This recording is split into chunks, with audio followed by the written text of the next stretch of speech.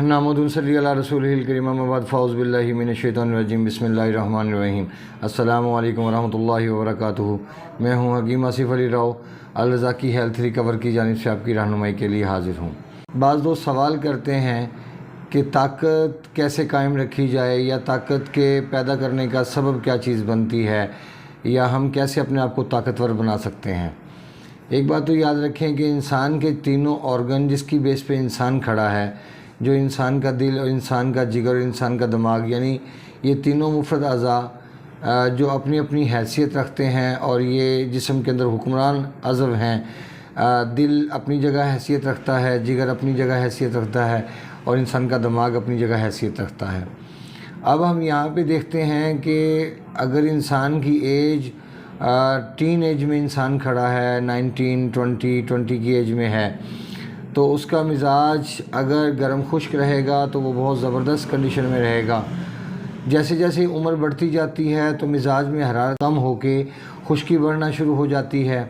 اور میں سمجھتا ہوں کہ انسان کے تینوں آرگن، جو انسان کا ہارٹ، لیور اور برین، ان تینوں کا مضبوط کوآرڈینیشن ہی انسان کی طاقت کو ڈیولپ کرنے کا باعث بنتی ہے۔ جیسے مثال کے طور پہ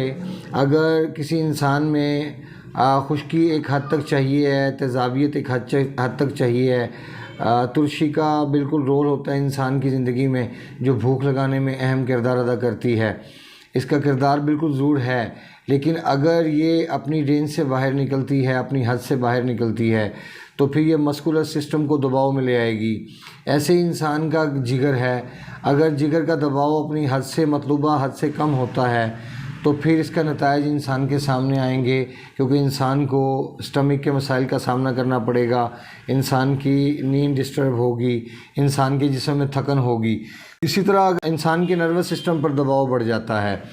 کیونکہ ان تینوں کی کوآرڈینیشن اگر بہترین ہے آپس کے اندر تو بہترین خون بنے گا اور آپ کی طاقت بھی ڈیولپ ہوگی۔ دوسری صورت میں نہ طاقت ڈیولپ ہوگی اور نہ ہی آپ کے جسم کے اندر اچھا خون بننے کی صلاحیت رہے گی، کیونکہ اگر جسم میں رطوبات بڑھ جاتی ہیں تو تب بھی ہمارے لیے مسائل کھڑے ہو جاتے ہیں، کیونکہ رطوبات کے بڑھنے کی وجہ سے جسم کے اندر ایسیڈیٹی کم ہو جاتی ہے، تیزابیت کم ہو جاتی ہے، جس کی وجہ سے بھوک ڈسٹرب ہوتی ہے اور انسان کا یورین بار بار پاس ہونا شروع ہو جاتا ہے، اور جسم کے اندر تھکن بڑھنا شروع ہو جاتی ہے اور سانس پھولنے کا عمل یہاں پہ سٹارٹ ہو جاتا ہے۔ یاد رکھیں کہ طاقت کا عملی مظاہرہ آپ دیکھ سکتے ہیں کبڈی کے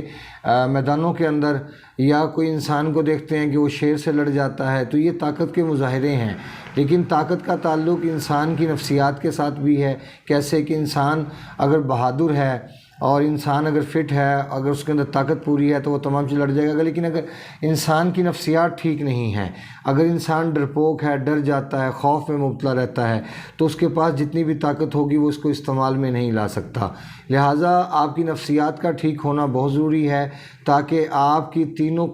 جو آرگن ہیں ان کی کوآرڈینیشن مضبوط ہو اور تینوں اپنی اپنی جگہ پہ صحیح کام کریں۔ آپ اسی طرح دیکھ سکتے ہیں کہ جیسے انسان بڑھاپے میں جاتا ہے تو بڑھاپے میں جانے کے بعد کیا ہوتا ہے اس کے ساتھ، کہ اس کے جسم میں حرارت بتدریج کم ہوتے ہوتے اور اس کی نیند بھی ڈسٹرب ہونا شروع ہو جاتی ہے، اور بعض اوقات ایسا ہوتا ہے کہ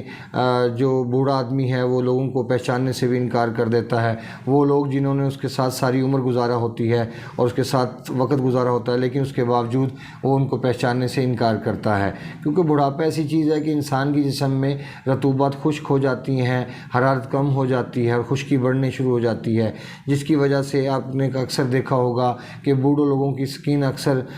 رف رہتی ہے، ان کے بال اکثر رف رہتے ہیں، ان کے ہاتھ پاؤں اکثر رف رہتے ہیں اور جسم میں خشکی عود آتی ہے، اور اکثر دیکھا ہوگا کہ بڑھاپے میں انسان بواسیر کا پیشنٹ بن جاتا ہے یا ہائی بلڈ پریشر کا پیشنٹ بن جاتا ہے۔ اس کی وجہ یہی ہوتی ہے کہ انسان کی جسم میں طاقت بتدریج کم ہوتی چلی جاتی ہے اور انسان کے پٹھے کمزور ہوتے چلے جاتے ہیں۔ اگر ہم طاقت کے توازن کو اپنی جگہ قائم رکھنا چاہتے ہیں تو تو یاد رکھیں دنیا میں اللہ پاک نے کوئی بھی چیز بغیر مقصد کے پیدا نہیں فرمائی۔ اگر کسی انسان کو سیب کھانے سے طاقت حاصل ہوتی ہے تو یقیناً وہ سیب کھانے سے ہی طاقت حاصل ہوگی، اس کی جگہ اگر دوسری چیز کا استعمال کیا جائے گا اس سے طاقت حاصل نہیں ہوگی، کیونکہ اس کی وجہ یہ ہے کہ جب انسان کے جسم میں رطوبات بڑھ جائیں گی اور آئرن کم ہو جائے گا تو ایسی صورت میں اگر سیب یا مالٹے کا استعمال کیا جائے گا تو یقیناً وہ طاقت کا سبب بنے گا۔ لیکن اگر ایسی صورت میں اگر آپ سیب کا استعمال کرواتے ہیں کہ جسم کے اندر پہلے ہی کانسٹیپیشن جیسی چیزیں موجود ہیں اور گیسٹرک جیسے مسائل موجود ہیں تو ایسی جگہ پہ سیب کا استعمال کروانا بجائے طاقت کے الٹا بیماری کا سبب بنے گا اور طاقت کو کم کرنے کا سبب بنے گا، نہ کہ طاقت کو بڑھانے کا۔ تو یہ ایک ویڈیو تھی ہمارے تینوں آرگن کی کوارڈینیشن کے بارے میں کہ جیسے ہم اپنے لیور کو ایکٹیو رکھتے ہیں، اگر لیور ایکٹیو ہے تو کبھی بھی ایسا نہیں ہو سکتا کہ انسان کی گال بلڈر میں سٹون بنے۔ اگر انسان کا لیور اوور ویٹ ہو جائے گا، اوور ویٹ ہونے کا نتیجہ کیا نکلے گا کہ حرارت بڑھنا شروع ہو جائے گی، جس سے خون کے اندر حدت بڑھ جائے گی اور اس کے ساتھ ہی کڈنی کے اوپر دباؤ بڑھے گا، پیشاب میں جلن بڑھ جائے گی، پیشاب کم مقدار میں آئے گا۔ تو اسی طرح جب ہم نروس سسٹم کو اگر ہم اس کے اوپر دباؤ کے حوالے سے دیکھیں، اگر اس پہ دباؤ بڑھتا ہے تو وہ ٹھنڈک بڑھ جائے گی، تو ٹھنڈک بڑھنے سے انسان کے جسم میں